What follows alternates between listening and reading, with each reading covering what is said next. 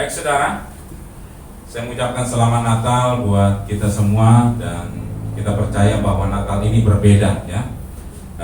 Ada beberapa hal yang mungkin menghalangi kita merayakan Natal. Harusnya semalam ada Christmas Eve, tapi karena situasi dan kondisi kita akhirnya menjadikan satu dengan hari ini. Oke saudara kekasih hati Tuhan, langsung saja kita mau baca pesan Natal. Pesan Natal yang pusat berikan adalah dari Wahyu saudara ya. Saya dalam membaca ini saudara, ketika diberikan pesan Natal ini, kok pesan Natal kok dari Wahyu ya. Wahyu biasanya akhir zaman gitu kan. Tapi ternyata saudara, jangan memaknai Natal itu seperti orang-orang konservatif atau orang-orang yang tidak progresif, yang hanya mungkin kita nyanyi Malam Kudus, terus ada lagu ketika saya kecil gitu, oh anak kecil, mungkin yang orang-orang lama tahu gitu ya. Oh anak kecil, saya pikir saya anak kecil, siapa anak kecil gitu kan. Kita tidak merayakan Yesus yang dulu memang dia telah lahir, tapi sekarang dia ada di surga, dia sebagai Raja kemuliaan. Haleluya. Jadi jangan pakai paradigma lama. Saudara ketika Natalan saudara merayakan, kalau saudara ulang tahun gitu ya saudara. Oh kemudian misalnya ya, siapa di sini? Mas Adit ini ya, dulu dia pernah kecil, pernah jadi bayi gitu. Ketika dia ulang tahun, tanggal berapa Pak Adit? 4 Agustus ya, jadi jangan lupa tanggalnya 4 Agustus gitu ya. Apakah kita mengingat, oh dulu Adit yang masih kecil, kemudian kalau makan harus disuapin? Enggak kan? Kita akan lihat waktu ulang tahun kita berharap masa depannya gilang gemilang di hadapan Tuhan.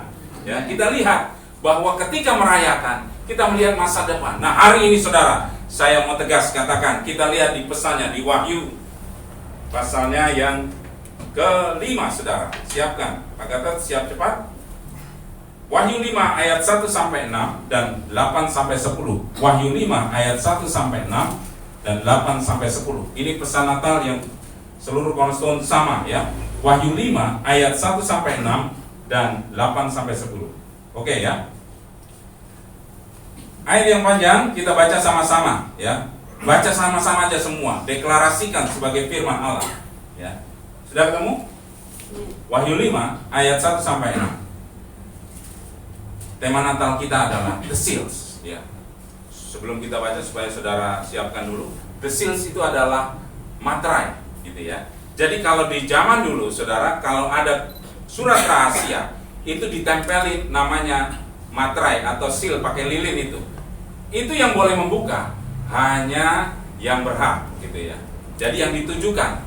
Jadi kurirnya nggak boleh tahu isinya apa gitu. Kalau sealnya terbuka, maka dia tidak sah lagi. Berarti sudah ada yang melihat. Nah, oleh karena itu, mari kita lihat tema Natal kita adalah The Seals. Ya. Wahyu 5 ayat 1 sampai 6, 8, 10. 2, 3. Maka aku melihat di tangan kanan dia yang duduk di atas tahta itu sebuah gulungan kitab yang ditulisi sebelah dalam dan sebelah luar, dan dimaterai dengan 7 materai. Dan aku melihat seorang malaikat yang gagah yang berseru dengan suara nyaring, katanya, siapakah yang layak membuka gulungan kitab itu dan membuka materai-materainya? Tetapi tidak ada seorang pun yang di surga atau yang di bumi atau yang ada di bawah bumi yang dapat membuka gulungan kitab itu atau yang dapat melihat sebelah dalamnya. Maka menangislah aku dengan amat sedihnya, karena tidak ada seorang pun yang dianggap layak untuk membuka gulungan kitab itu ataupun melihat sebelah dalamnya. Lalu berkatalah seorang dari tua-tua itu kepadaku, jangan engkau menangis. Sesungguhnya singa dari suku Yehuda, yaitu tunas Daud, telah menang, sehingga ia dapat membuka gulungan kitab itu dan membuka ketujuh materainya. Maka aku melihat di tengah-tengah tahta dan keempat makhluk itu, dan di tengah-tengah tua-tua itu berdiri seekor anak domba seperti telah disembelih, bertanduk 7 dan bermata 7. Itulah ketujuh roh Allah yang diutus ke seluruh bumi. 8, 10. Ketika ia mengambil gulungan kitab itu, tersungkurlah keempat makhluk dan ke-24 tua-tua itu di hadapan anak domba. Masing-masing memegang 1 kecapi dan 1 cawan emas penuh dengan kemenyan. Itulah doa orang-orang kudus, dan mereka menyanyikan suatu nyanyian baru, katanya, engkau layak menerima gulungan kitab itu dan membuka materai-materainya. Karena engkau telah disembelih dan dengan darahmu engkau telah membeli mereka bagi Allah dari tiap-tiap suku dan bahasa dan kaum-kaum bangsa. Dan engkau telah membuat mereka menjadi suatu kerajaan dan menjadi imam-imam bagi Allah kita. Dan mereka akan memerintah sebagai raja di bumi. Amin. Nah, itulah saudara, firman Tuhan sebagai pengantar kita di dalam pesan Natal. Saya kemudian belajar untuk mencerna ayat ini, saudara. Ternyata saudara, bahwa kita harus memaknai Natal bukanlah seperti orang-orang lain, saudara. Kita harus menganggap bahwa itulah penggenapan nubuat ketika perjanjian lama, saudara, ya. Orang Israel menantikan Mesias yang akan datang, yang diutus Tuhan ribuan tahun, saudara. Dan itu tidak terjadi dan mereka kemudian sampai akhirnya tidak peka bahwa Mesias sudah datang, yaitu Tuhan Yesus Kristus. Sampai hari ini Israel belum menerima Mesias, gitu ya. Nah, karena apa, saudara? Karena hati mereka bebal. Begitu lamanya mereka menantikan. Sama pertanyaan dengan kita. Katanya Tuhan Yesus mau datang di awan-awan. Kapan? Dari zaman 2000 tahun yang lalu di Tesalonika sedang gempar bahwa akan ada kedatangan Yesus kali kedua. Tapi yang terjadi ribuan tahun gak pernah terjadi. Sama seperti Israel. Apakah kita bersikap demikian, saudara? Ya. Bahwa menantikan Sang Raja Mulia itu harus dengan sikap yang tunduk dan taat, percaya dan beriman, saudara. Bukan terus kemudian kapan, udah dari dulu waktu saya lahir sampai kemudian saya besar, ceritanya, khotbahnya hanya bercerita akan datang Raja Mulia, akan datang Raja Mulia. Gak datang. Nah, itu saya menemukan banyak orang bertanya demikian. Sama kejadiannya seperti orang-orang Israel pada waktu itu, tidak menerima Mesias. Ketika Tuhan menggenapi, mereka tidak peka. Nah, saudara, kenapa kok temanya The Seal? Saya kemudian bertanya sama Tuhan, Tuhan, kenapa kok temanya The Seal? Kan kita perlu tahu, kenapa kok tema kita adalah The Seals, gitu ya. Nah, tahukah saudara bahwa 3/4, 75% dari nubuatan sudah terjadi. Waktu orang-orang menantikan Mesias, Tuhan kirim peristiwa Natal. Yesus lahir, 1. Kemudian dia mati menebus dosa kita, dan dia kemudian bangkit, 2. Dan kemudian 3, dia naik ke surga. Nah, itu sudah terjadi semuanya, ya. Kita tahu sama-sama Alkitab berkata demikian. Itu sudah terjadi. Tinggal tunggu yang keempat, saudara, yaitu dia akan menjemput kita di awan-awan permai. Nah, kekasih hati Tuhan, itu artinya ketika kita mengetahui ini, sebentar lagi waktunya, ya. Kalau sudah 3/4, itu berarti tinggal 1/4, saudara, ya. 3 sudah tergenapi, tinggal 1 lagi, saudara. Nah, kenapa temanya The Seals? Tahukah saudara, seperti yang saya bilang tadi, bahwa ternyata bacaan kita tadi menyatakan, dulu yang kita sebut anak domba yang disembelih, itu menyebabkan dia menjadi sebutan yang lain, yaitu singa Yehuda. Ya, ini coba saudara lihat, ya. Anak domba itu lemah luar biasa. Coba kamu apa-apain gitu, dia nggak akan melawan, nggak pernah menggigit. Tapi kalau dengan singa, saudara jangan main-main, saudara, ya. Anaknya singa aja udah galak, saudara. Apalagi emaknya, apalagi bapaknya, gitu kan. Nah, makanya saudara, sebagai satu hal yang antagonis, Yesus dilambangkan sebagai anak domba dan sebagai singa Yehuda. Nah, hari ini kita sedang memperingati sang singa Yehuda yang berkuasa di surga dan di bumi. Dan percaya saudara, bahwa hanya dia yang berhak membuka materai. Oleh karena itu jangan menganggap, saudara, ini saya mau kasih tahu saudara, ya, penggenapan akhir zaman sudah mulai tergenap. Ini waktu. Kalau materai sudah dibuka, artinya apa? Itu mulai akhir zaman. Dan hanya Yesus yang berhak. Apa yang menyebabkan materai terbuka? Yaitu oleh darah anak domba dan oleh darah orang-orang martir, saudara, ya. Di Wahyu 6 saudara baca bisa bahwa cawan darah martir itu membuat mereka menuntut di surga kapan terjadinya waktu penghakiman. Nah, kalau cawan darah martir itu sudah cukup, maka terjadilah semuanya. Dan ingat, tanda-tanda akhir zaman adalah Injil diberitakan sampai ke seluruh ujung bumi. Nah, kekasih hati Tuhan, apa yang mau kita cermati, saudara? Ya, kita memperingati Dia sang pembuka materai. Bukan hanya anak-anak kecil, bayi.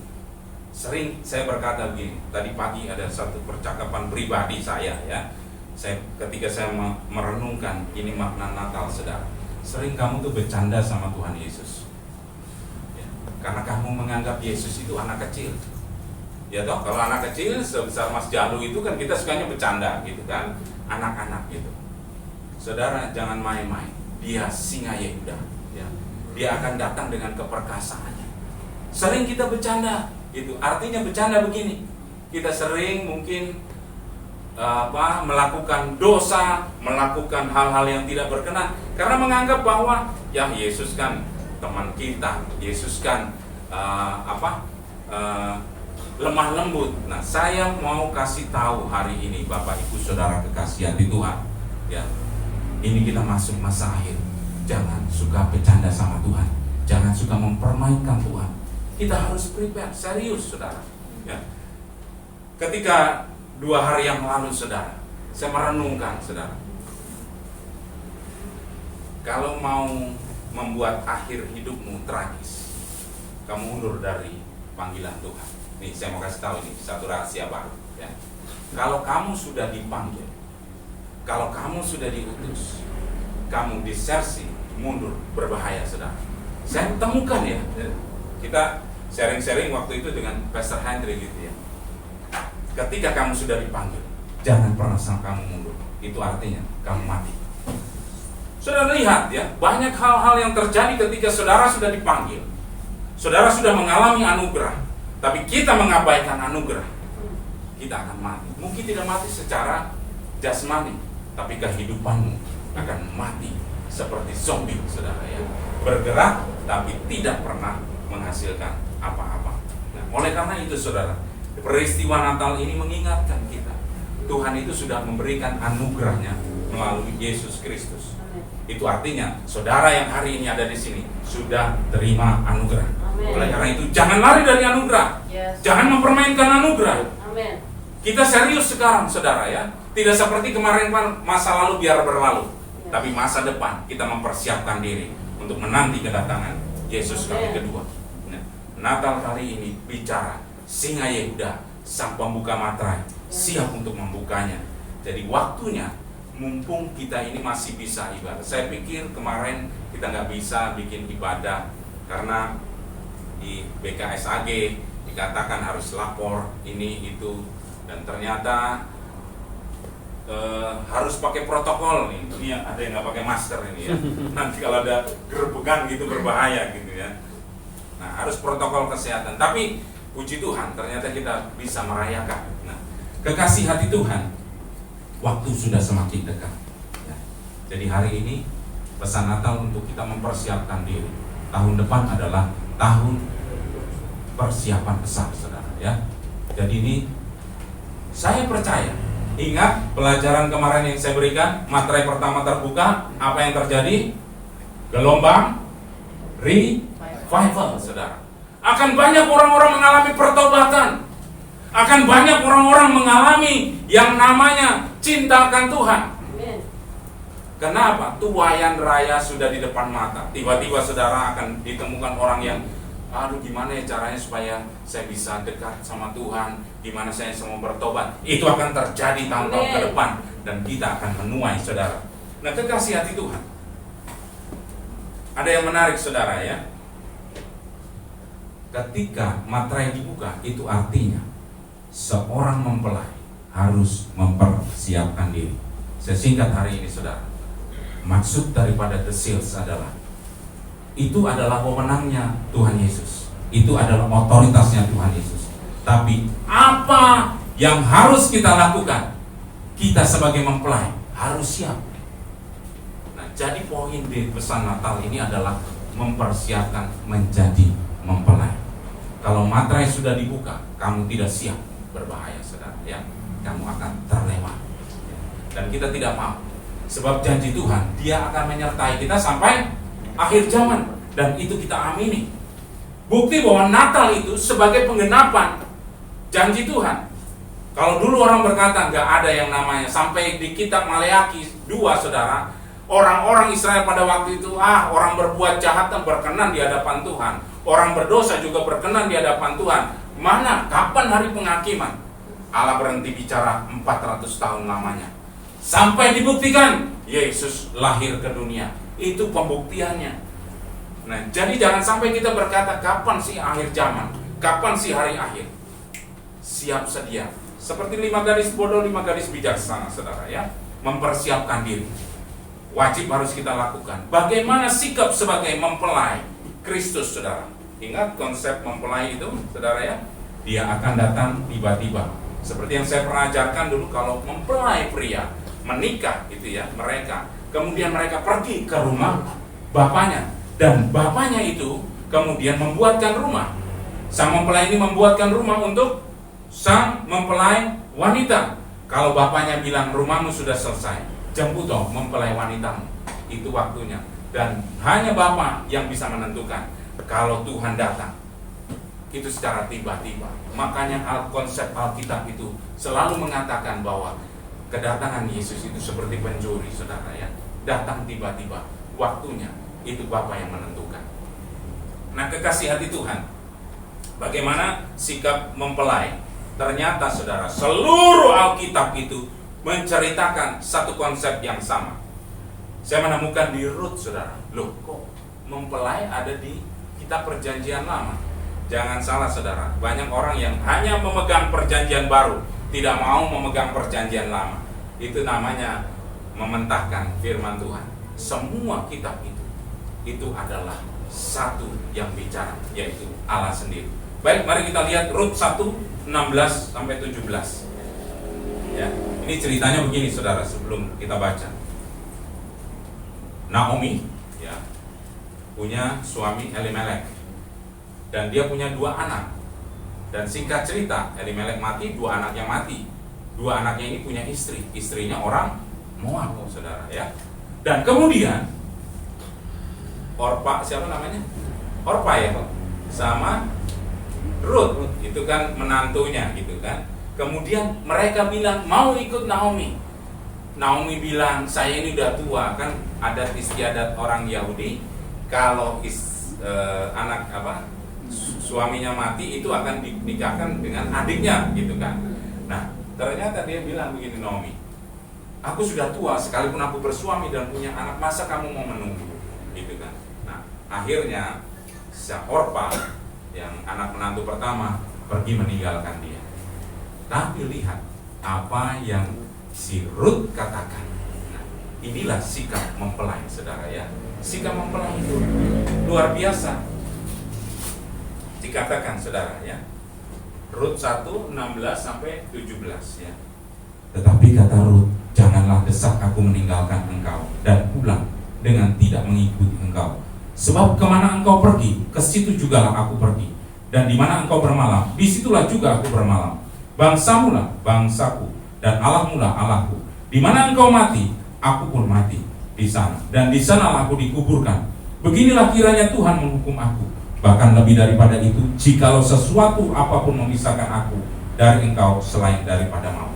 Satu sikap yang dilepaskan oleh Rut itu gambaran kasih Kristus kepada kita loh, saudara. Tidak mau melepaskan kita, saudara ya. Tidak mau melepaskan kita. Itu anugerah Allah yang luar biasa. Yang pertama, cepat saja saudara, kemana kamu pergi, aku pergi. Mau gak saudara punya sikap seperti itu? Itu sikap mempelai. Kemana aku pergi, kemana kamu pergi, aku pergi ya. Ingat Abraham ya, ketika diutus Tuhan, dipanggil dari Ur Kasdim, saudara. Dia orang kaya, dia orang yang punya banyak harta. Dipanggil Tuhan, pergi dari Ur Kasdim. Apa yang dilakukan Abraham? Dia taat, meskipun dia nggak tahu perginya kemana. Apa yang kita cermati? Dia percaya kepada Tuhan. Sama juga Rut, kemana kamu pergi, Naomi, aku pergi gitu. Padahal nggak tahu perginya kemana? Sanggup gak kita seperti itu? Mungkin di masa depan ada hal-hal yang kita tidak ketahui, tapi kita harus punya prinsip, asal bersama Tuhan, aku percaya. Nah, itu sikap mempelai. Kamu menyerahkan hidupmu enggak? Ya. Pak, rekening saya sudah 0, Pak. Saya sudah nggak sanggup lagi. Pak, rumah tangga saya sudah hancur, Pak. Saya nggak sanggup lagi. Sehingga menjadi alasan untuk kita tidak ikut Tuhan. Banyak hari-hari ini orang meninggalkan Yesus. Ya. Apalagi nanti di akhir zaman, saudara. Intimidasi itu, saudara, itu akan kreatif. Ya. Ya. Solutif, kreatif. Gitu kan. Banyak orang-orang yang kemudian akan meninggalkan Kristus karena intimidasi. Entah itu karena jodoh, entah itu karena ekonomi, entah itu karena tekanan itu begitu besar di akhir zaman. Sehingga betapa salehnya kamu harus hidup, saudara. Ya. Makanya kita harus mempersiapkan diri. Kemana kamu pergi? Aku pergi. Satu sikap yang ditunjukkan oleh Ruth, saudara. Itu menjadi sikap mempelai yang pertama. Jadi artinya percaya penuh kepada Tuhan. Hari ini kita harus mengikuti sikap Ruth seperti itu, saudara. Percaya sepenuhnya. Yang kedua, di mana kamu bermalam? Di situ aku bermalam, saudara. Ya. Bermalam itu bicara tidur, saudara. Hari-hari ini saya nggak bisa nengok, saudara, ya, karena tidurnya miring terus gitu ya. Karena mungkin kecapean, terus akhirnya tidak bergerak-gerak, akhirnya lehernya itu nggak bisa ditengok gitu, nggak bisa nengok ini, bisa ya. Nah, saudara, bermalam itu bicara tidur, itu bicara kenyamanan, saudara. Banyak orang yang tidak mau meninggalkan zona nyamannya. Wah, aku sudah enak kok begini, ngapain sih? Nah, di akhir zaman, saudara, kita bicara Natal ini dalam konteks bahwa kita menyambut Raja Kemuliaan. Ya. Di akhir zaman ini akan banyak, saudara, orang-orang yang tidak mau meninggalkan zona nyamannya. Dipanggil keluar, gak mau, saudara. Ya. Dipanggil untuk melayani, gak mau. Dipanggil untuk berubah, dipanggil untuk metanoia, gak mau, saudara. Ya. Ingat pelajaran metanoia? Ya. Perubahan pikiran, gak mau. Maunya mindset yang lama. Saya bilang sama anak-anak semalam, kalau Natal tuh gak harus nyanyi malam kudus sunyi senyap. Gitu. Kita ini menyambut Raja Kemuliaan. Ya. Bukan terus kemudian harus begini, harus begitu. Saudara harus jadi Kristen yang progresif. Ya. Dulu tanya Pak Tono ini ya, Pak Pendeta ini ya, khotbah pakai jeans nggak boleh. Harus pakai jubah, harus pakai itu esduk apa itu. Nah itu, yang kakaknya pendeta tahu dia. Tapi sekarang kita ini progresif, ya. Kita harus terjun di marketplace. Karena disitulah penginjilan, saudara. Penginjilan itu bukan di gereja, saudara. Penginjilan itu di marketplace. Maka saudara, hari ini harus progresif, menjadi Kristen yang progresif. Nah, oleh karena itu, saudara, tinggalkan zona nyaman. Entah itu zona nyamanmu apa. Saya percaya hari ini ada Roh Kudus yang bekerja atas hidupmu.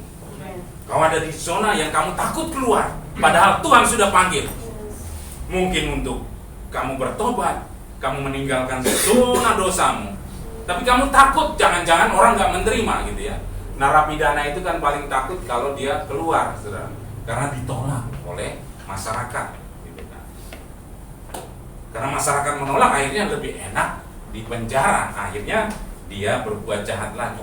Nah, oleh karena itu, saudara, setiap kita harus berani, sama seperti Abraham, sama seperti Ruth, meninggalkan zona nyaman kita.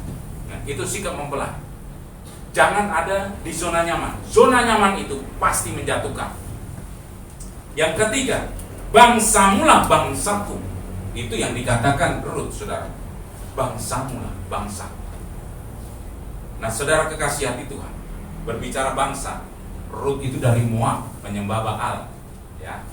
Sedangkan Naomi orang Israel, saudara, ya, penyembah Allah. Dan ada tata cara, ada adat istiadat yang harus diikuti. Tapi apa, saudara? Ruth mau meninggalkan semua adat istiadatnya. Karena apa? Bangsamulah bangsaku. Ya, kalau saudara lihat Orang Yahudi itu adat istiadatnya itu sangat kental, saudara, sampai hari ini, gitu kan. Oleh karena itu mereka sangat kuat kekerabatannya juga, saudara, ya. Bahkan orang kawin campur itu nggak boleh. Samaria itu korban kawin campur dan dianggap oleh Israel najis, gitu kan. Nah, oleh karena itu, saudara, satu kerelaan daripada Rut untuk meninggalkan satu kehidupannya yang lama, ya, melebur dengan adat istiadat yang baru. Bangsamu lah, bangsaku. Itu artinya pesan buat kita apa, saudara? Kamu ini sekarang warga kerajaan Allah. Jadi berlakulah seperti warga kerajaan Allah. Apakah warga kerajaan Allah suka berbohong? Tidak.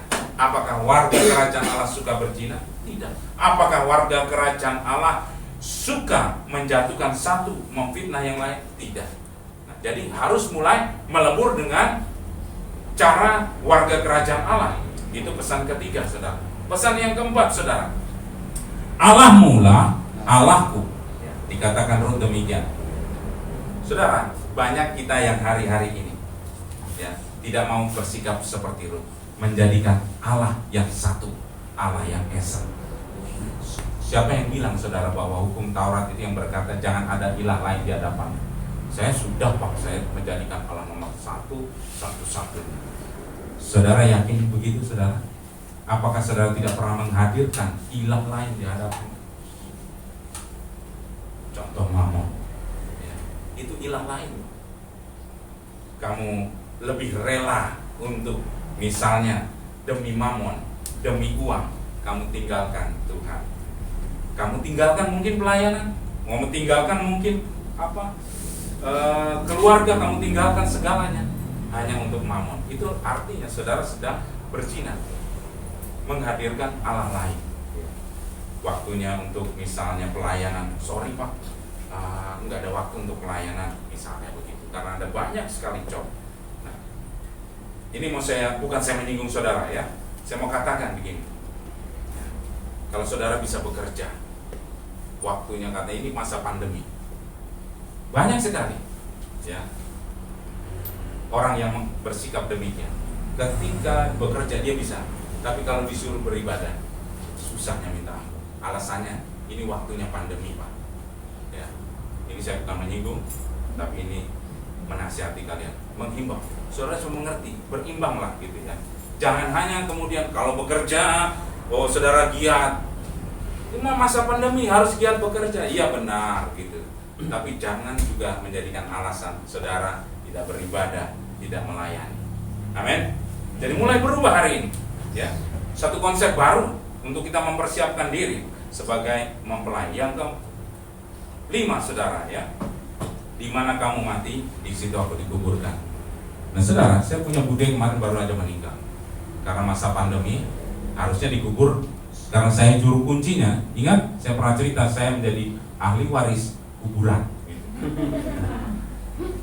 Tapi karena pandemi, nanti ada syarat ini syarat itu, akhirnya kebijaksanaan keluarga katakan bahwa dikubur di sana aja 3 tahun. Nanti setelah pandemi selesai, kita pindahkan ke Jogja, gitu ya. Nah, betapa tanah leluhur itu sangat berharga, ya, walaupun ya sebenarnya tidak ada pengaruh, gitu ya. Bahkan saudara, ada percakapan kok di dalam saudara kami, gitu ya. Ini kasus lain. Ada orang saudara kami yang sedang sakit. Dia masuk Kristen dong. Dulunya orang seberang. Ketika ditanya, kalau mati bagaimana? Orang tuanya itu di sana masih Muslim, saudara. Harus dipocong, harus dijenazahkan secara agama sana. Saya bilang bahwa keselamatan tidak ditentukan dengan cara kematian, cara menguburkannya. Keselamatan ditentukan oleh iman. Jadi meskipun dia dipocong, meskipun dia silakan, gitu saya bilang, ya. Karena itu mungkin tuntutan keluarga harus begitu. Ya, itu banyak loh kejadian, ya. Harus demikian. Saya katakan, caramu mati tidak menentukan, ya, kamu selamat atau tidak. Tapi sikap iman kita menentukan keselamatan kita, ya. Makanya Tuhan bilang biarlah orang mati mengurusi orang mati, ya, gitu kan, ya, biarin gitu. Artinya apa saudara? Bahwa itu tidak menentukan keselamatan kita. Nah, kekasih hati Tuhan, 5 pesan ini dari kitab Rum, ya. Lebih 5 menit, saudara, ya. Artinya apa, saudara? Kita punya percaya penuh sama Tuhan sebagai mempelai. Kedua adalah kita tinggalkan semua zona nyaman. Yang ketiga, saudara, melebur menjadi warga kerajaan Allah. Dan keempat adalah tidak pernah menduakan Tuhan. Dan kelima, kita memiliki sifat, yaitu mau meninggalkan masa lalu kita. Mungkin masa lalumu, masa yang buruk. Saudara, di wall Facebook saya katakan, yang lama telah berlalu, yang baru sudah datang. Artinya saudara harus bersikap demikian, bahwa kita mungkin pernah gagal di masa lalu. Ingat, Nabi Tuhan, ya, yang bagi manusia mungkin gagal, Yeremia, saudara, ketika dia menginjil, tidak satu pun Israel bertobat. Bayangin, saudara, itu menjadi kekuatan buat kita. Jangan kamu patah semangat. Yeremia itu, nabi besar itu, saudara, ya, itu dia menginjil bertahun-tahun, dia menyampaikan nubuatan, dia Israel itu nggak ada yang bertobat. Jadi jangan kecil hati kalau kamu melayani, mungkin nggak ada dampak ini, Pak. Udah saya pulang aja, mundur aja. Jangan, saudara, ya. Setiap pasukan itu, ketika sudah ditaruh di garis depan, pantang untuk mundur, saudara. Yeremia, seorang nabi yang diurapi Tuhan, ternyata, saudara, menurut manusia gagal, tapi menurut Tuhan tidak. Tuhan hanya mau, dia setia. Oleh karena itu, saudara, kamu yang punya masa lalu yang berat, ya, mungkin malu untuk diungkapkan, jangan takut, saudara, ya. Kau bisa dipakai Tuhan untuk masa depan. Hari ini bicara, Natal ini bicara mengenai tonggak baru untuk kita mempersiapkan diri ke masa depan. Jangan halu, saudara. Jangan kemudian hanya ingat masa-masa lalu, gitu kan. Makanya saya katakan, jadi Kristen yang progresif, ya, mempersiapkan diri ke depan. Bukan hanya kemudian mengenang masa lalu begini begitu. Mengenang boleh, tapi kita harus punya visi, yaitu apa yang harus kita capai ke depan, yaitu keserupaan seperti Kristus, seperti visi Cornerstone, saudara. Nah, Bapak Ibu saudara kekasih hati Tuhan, Natal ini berbicara persiapan. Jadi bukan hanya berbicara seorang bayi telah lahir, tapi kita sedang menantikan Yesus, sang singa Yehuda yang akan datang ke dunia.